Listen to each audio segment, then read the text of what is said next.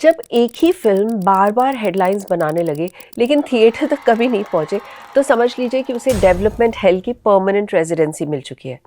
इन फिल्मों का इंतजार तो 11 मुल्कों की पुलिस और हम सब कर रहे हैं, लेकिन इनकी गाड़ी आगे बढ़ने का नाम ही नहीं ले रही। तो आज हम बात करते हैं कुछ ऐसी फिल्मों की जो ठंडे बस्ते में जा चुकी है। जी हाँ, ये है हमारा ठंडा बस्ता स्पेशल। ठंडा बस्ता मतलब वो फिल्में जिनकी अनाउंसमेंट तो बहुत ग्रैंड तरीके से होती है, लेकिन अभी तक वो कहाँ अटकी पड़ी है इसके बारे में किसी को पता नहीं है। Let's start with the first one. आपको याद है जब डॉन 2 फिल्म का जो लास्ट सीन था उसमें शाहरुख खान जिस बाइक पे एंट्री मारते हैं ना, उसकी नंबर प्लेट पे लिखा होता है डॉन 3, लेकिन इस डॉन 3 की आज तक हमें शक्ल देखने को नहीं मिली है। डॉन और डॉन 2 शाहरुख खान के साथ बनाने के बाद फरहान अख्तर पर डॉन 3 बनाने का जो प्रेशर है वो बहुत ज़्यादा था। 2023 में एक टीज़र के साथ उन्होंने फाइनली एक ग्रैंड अनाउंसमेंट कर दी कि डॉन 3 बन रही है और उसे शाहरुख खान तो नहीं कर रहे लेकिन रणवीर सिंह कर रहे हैं लीड रोल में। लेकिन अचानक से दिसंबर 2025 में रणवीर सिंह इस फिल्म से एग्जिट मार गए। ये एकदम उनकी फिल्म धुरंधर जो है वो जब हिट हुई, सुपर हिट हुई, उसके बाद ये हुआ। अब हो गया है ज़बरदस्त कलेश, क्योंकि फरहान अख्तर और उनके जो पार्टनर हैं एक्सेल एंटरटेनमेंट के रितेश सिधवानी, उन्होंने ये क्लेम किया है कि रणवीर सिंह को उनको 40 करोड़ रुपया देना पड़ेगा, क्योंकि इस फिल्म की प्रेपरेशन के लिए जिसमें रणवीर सिंह काम करने वाले थे उन्होंने बहुत पैसा खर्चा किया है। सुनने में ऐसा आया है, ये रूमर्स हैं, मैं पक्के से नहीं कह सकती, लेकिन सुनने में ऐसा आया कि रणवीर सिंह ने एक स्पेसिफिक स्पेनिश टेक्नीशियन की डिमांड की थी कि डॉन 3 में वही काम करेंगे। अब उस टेक्नीशियन को स्पेन से बॉम्बे आकर परिवार समेत रेंटल घर लेने देने का खर्चा जो है वो फरहान अख्तर ने किया है अपेरेंटली, और उसमें बहुत पैसा लग गया। फरहान और रितेश सिधवानी इस फिल्म की रेकी करना मतलब लोकेशन स्काउटिंग करने के लिए कुछ 60-65 दिन के इंटरनेशनल टूर पे भी गए थे, तो उसमें भी बहुत पैसा लग गया। तो फरहान अख्तर का कहना है कि जब हमारा इतना सारा पैसा लग चुका है और रणवीर सिंह पिक्चर छोड़ रहे हैं तो उन्हें ये पैसा लौटाना चाहिए।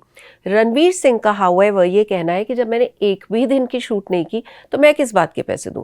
खैर, झगड़ा इतना बढ़ गया कि इन दोनों ने प्रोड्यूसर्स गिल्ड ऑफ इंडिया के सामने एक मीटिंग अटेंड की। रणवीर ने ये कहा कि फरहान डॉन 3 को लेके कभी सीरियस थे ही नहीं।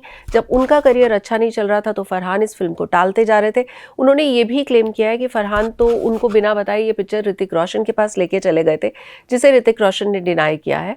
और जैसा कि मैंने आपको बताया कि फरहान का ये कहना है कि रणवीर ही स्क्रिप्ट को डिले कर रहे थे और इनके बीच उनका प्री प्रोडक्शन का खर्चा चलता जा रहा था। तो एज आई सेड, ये कलेश बहुत बड़ा हो गया। अब सुनने में यह आ रहा है कि फरहान अब अपनी दूसरी फिल्म पे काम करेंगे। फिलहाल डॉन 3 ठंडे बस्ते में चले गई है। कमाल की बात यह है कि जो दूसरी फिल्म है वो भी एक ठंडा बस्ता स्पेशल है, बिकॉज वो काफ़ी टाइम से ठंडे बस्ते में ही पड़ी हुई है।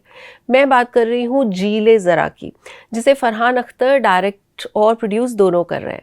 2021 में उन्होंने अनाउंसमेंट की थी इस फिल्म की, जिसमें प्रियंका चोपड़ा, कटरीना कैफ और Alia Bhatt like a casting coup जिनके साथ वो काम करने वाले थे। फरहान ने जैसे ज़िंदगी मिलेगी ना दोबारा या दिल चाहता है टाइप की फिल्में बनाई हैं, जिसमें there is a lot of bromance, ये मेल फ्रेंड्स जो है आपस में ट्रिप में जाते हैं उसके बारे में फिल्में थी। तो ये कहा जा रहा था कि ये उसी का फीमेल इक्विवेलेंट है जी ले ज़रा। पर अब इतने सालों से सब लोग ये सवाल पूछ रहे हैं कि इस फिल्म को वो कब बनाएंगे। उम्मीद की किरण दिख रही है, लेकिन जी ले ज़रा अभी तक ठंडे बस्ते में ही पड़ी हुई है, बिकॉज ये तीनों एक्ट्रेसेस अलग अलग बहुत सारी फिल्मों में बिजी है। अब बात करते हैं हेरा फेरी 3 की, जो अपने टाइटल पे पूरी तरह से खरी उतर रही है। हेरा फेरी 3 एक बार नहीं बल्कि 2 बार अनाउंस हुई थी। पहला अनाउंसमेंट हुआ था 2015 के आसपास। इस वर्जन को नीरज वोरा लिख रहे थे और उन्हीं का नाम डायरेक्शन के लिए भी बताया जा रहा था। इस बार भी फिल्म में परेश रावल तो बाबूराव के रोल में थे, लेकिन अक्षय कुमार नहीं थे और उनकी जगह जॉन एब्राहम और अभिषेक बच्चन को नए लीड्स के तौर पे अनाउंस किया गया था। लेकिन फिर नीरज वोरा की 2017 में डेथ हो गई और ये फिल्म चली गई थी ठंडे बस्ते में। काफ़ी सालों के बाद मेकर्स ने फिर डिसाइड किया कि चलो हेरा फेरी फ्रेंचाइजी को वापस लाते हैं। वो लोगों को बहुत ज़्यादा प्यारी है वो फिल्म। इस बार जो ओरिजिनल ट्रायो है, अक्षय कुमार, सुनील शेट्टी और परेश रावल, ये हेरा फेरी 3 से वापस आ रहे थे with the OG director Priyadarshan, जो इसे डायरेक्ट करने वाले थे। लेकिन फिर यहाँ से नया पंगा चालू हुआ। खबर ये आई कि परेश रावल ने सडनली इस फिल्म को छोड़ दिया। उसके बाद ये भी खबर आई कि अक्षय कुमार ने, जो प्रोड्यूसर भी हैं अब इस फिल्म के, क्योंकि इस फिल्म के प्रोड्यूसर फिरोज फिरोज नाडियाडवाला से अक्षय कुमार ने इसके राइट्स खरीद लिए थे। तो अक्षय कुमार ने कुछ पैसा स्पेंड किया था टीजर और अनाउंसमेंट वगैरह के ऊपर, तो उन्होंने परेश रावल को सू करने की न्यूज़ दी। उसके बाद कुछ बंद कमरे में परेश रावल और अक्षय कुमार की मीटिंग्स हुई और फिर ये खबर आई कि परेश रावल इस प्रोजेक्ट में वापस आ गए। लेकिन अब हो गया एक लेटेस्ट पंगा। एचडी सिटी को पता चला एक्सक्लूसिवली कि साउथ के एक प्रोड्यूसर जीपी विजय कुमार, उन्होंने ये क्लेम किया है कि हेरा फेरी के राइट्स जो है वो एक्चुअली उनके पास है।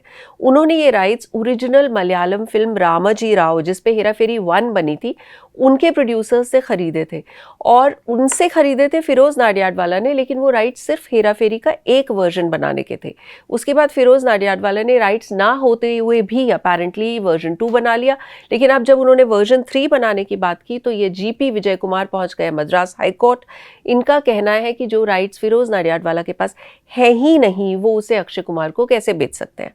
अब अक्षय कुमार के production house Cape of Good Films का ये कहना है कि भैया हमने तो पैसे दे के राइट्स खरीदे और इस नॉलेज में खरीदे हैं कि वो राइट्स फिरोज नाडियाडवाला के पास है। खैर, इन सब से ये खिचड़ी पूरी पूरी पक गई है और हेरा फेरी 3 फिर से ठंडे बस्ते में चली गई है। Like a professional that he is, Akshay Kumar continues to shoot for Welcome to the Jungle, जो कि फिरोज नाडियाडवाला की ही प्रोडक्शन है। लेकिन ये इतने लीगल हैसल्स हो चुके हैं इसके ऊपर कि फैंस को ये बता दें कि अभी हेरा फेरी 3 के बारे में कोई नई खबर नहीं है। हम आपको बताते बताते थक जाएंगे, लेकिन ये ठंडे बस्ते वाली जो फिल्में हैं ना, इनकी लिस्ट ख़त्म नहीं होगी। आलिया भट्ट की यशराज फिल्म्स की अंडर बन रही एक फिल्म है स्पाई ड्रामा अल्फा। ये भी ठंडा बस्ता तक पहुंच चुकी है क्योंकि वीएफएक्स का रीज़न देकर या कोई भी और रीज़न देकर अभी तक ये फिल्म अटकी हुई है। रिलीज़ का कुछ अता पता नहीं है। कार्तिक आर्यन और डायरेक्टर अनुराग बासु की एक रोमांटिक फिल्म है जिसे अनऑफिशियली आशिकी 3 कहा जा रहा था। उसका नाम अनाउंस नहीं हुआ था क्योंकि आशिकी 3 के राइट्स शायद किसी और के पास है, लेकिन उसे कार्तिक आर्यन ने कहते हैं कि खुद ठंडे बस्ते में डाला हुआ है, क्योंकि ऐसा सुनने में आया कि जो कोरियन फिल्म पे मोहित सूरी की सैयारा बनी थी, उसी फिल्म से इंस्पायर होकर कार्तिक और अनुराग बासु की फिल्म भी बन रही थी। अब सैयारा तो हो गई सुपरहिट, तो अब Kartik Aaryan has taken a step back and may be script में चेंजेस हो रहे हो। टी सीरीज के फाउंडर गुलशन कुमार की लाइफ पे बन रही एक फिल्म मुगल, जिनको उनके बेटे भूषण कुमार बना रहे थे टी सीरीज में, वो पहले अक्षय कुमार के साथ अनाउंस हुई, फिर आमिर खान के साथ अनाउंस हुई, लेकिन उसके बाद भी वो फिल्म आगे नहीं बढ़ी और अभी तक स्क्रिप्ट के इशूज़ को लेकर वो एक बड़े क्वेश्चन मार्क के साथ ठंडे बस्ते में सेट बैठी हुई है। और तो और धूम 4, जो हर थोड़े दिन के बाद एक अनाउंसमेंट आ जाती है कि अब धूम 4 इस बार बन के रहेगी। धूम 3 2013 में आई थी। ज़रा सोचिए, 13 साल के बाद भी ये स्पेक्यूलेशन चलती है। कभी प्रोडक्शन हाउस ने कुछ अनाउंस नहीं किया, लेकिन फैंस में और सोशल मीडिया में स्पेक्यूलेशन चलती है कि अभी धूम 4 ये एक्टर कर रहा है, नहीं तो धूम 4 कोई और एक्टर कर रहा है। कभी कहते हैं रणबीर कपूर उसमें विलन बनेंगे, तो कभी कहते हैं कि इस साल तो बस फ्लोज पे चली ही जाएगी। तारीख पे तारीख मिलती जा रही है। मिलॉट बस नहीं मिल रही तो एक proper film.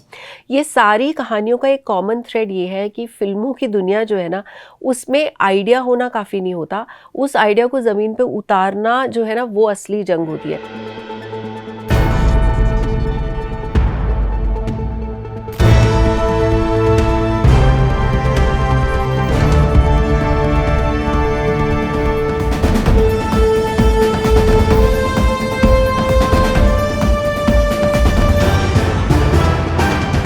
The Right Angle with Sonal Kalra.